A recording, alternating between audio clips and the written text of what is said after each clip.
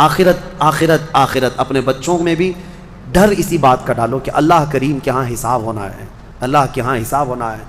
آپ کو بتائیں وہ صحابی رسول جو گھر فجر کی نماز دوڑ کر کے چلے جاتے تھے، حضور کے پیچھے نماز پڑھتے تھے.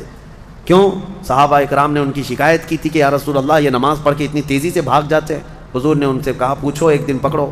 ایک دن انہیں روک لیا گیا، پوچھا گیا کیوں اتنی جلدی چلے جاتے ہو؟ انہوں نے کہا میرا پڑوسی ایک یہودی ہے، اس کے آنگن میں کھجور کا ایک درخت ہے اور اس کے شاخیں میرے آنگن میں بھی آئی ہیں. پکی کھجوریں صبح صبح گر جاتی ہیں آنگن میں، میرے بچے اٹھ جائیں تو کہیں وہ کھجوریں اٹھا کر کھا نہ لیں، اس لیے میں جلدی چلا جاتا ہوں کہ وہ کھجوریں جمع کر کے میں اپنے پڑوسی کو دے دوں.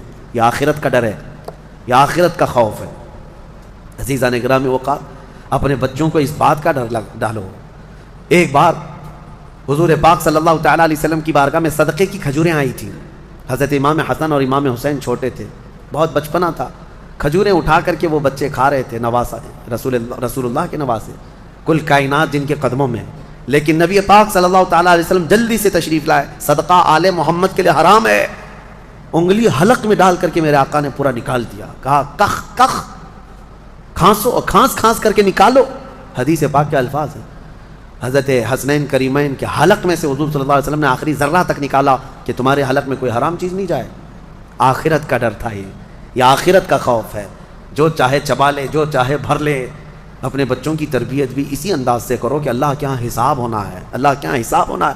بچپن میں جتنا تم آخرت کا تصور اپنے بچوں میں ڈالتے جاؤ گے، جوانی میں یہ اللہ کا خوف ایسے ہی رکھیں گے.